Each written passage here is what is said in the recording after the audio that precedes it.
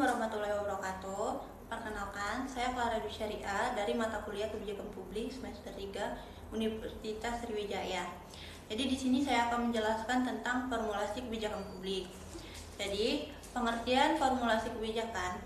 Formulasi kebijakan adalah tahap krusial dalam siklus kebijakan publik, di mana masalah publik yang telah diidentifikasi diubah menjadi rancangan kebijakan yang konkret, alternatif, dan siap untuk diadopsi.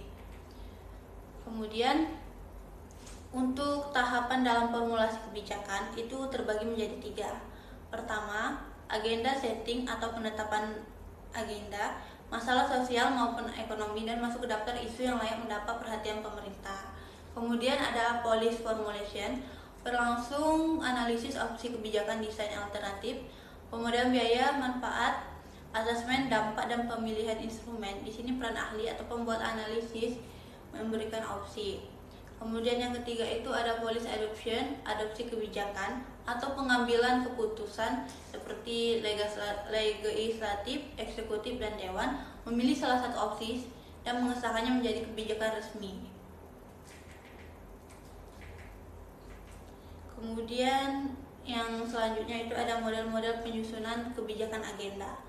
Model-modelnya terbagi menjadi 3. Pertama itu agenda muncul ketika ketiga aliran masalah, problem stream, kebijakan atau policy stream, dan policy stream yang bertemu pada satu jendela peluang polis bila jendela peluang tersebut menjadi peluang kebijakan untuk masuk menjadi agenda besar.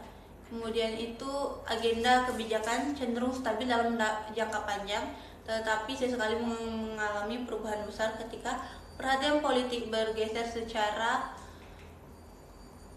umum untuk menyebabkannya.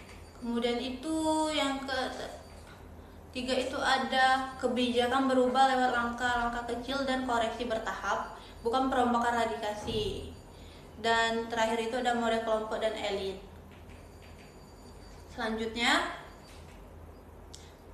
untuk aktor-aktor yang terlibat dalam setiap tahap formulasi agenda setting, aktor-aktor yang terlibat umumnya meliputi beberapa hal seperti pertama itu pemerintah atau eksekutif. Pemerintah merupakan aktor paling berperan dalam proses formulasi kebijakan.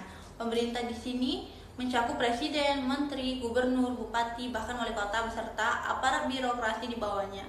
Mereka juga memiliki wewenang formal untuk merumuskan dan menetapkan kebijakan publik.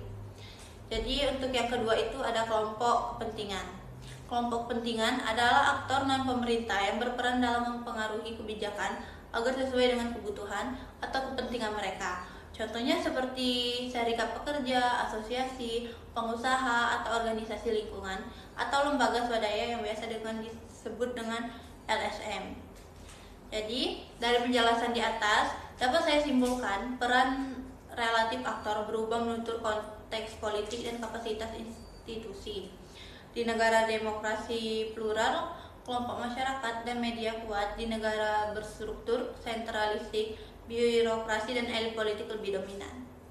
Terima kasih penjelasan dari saya.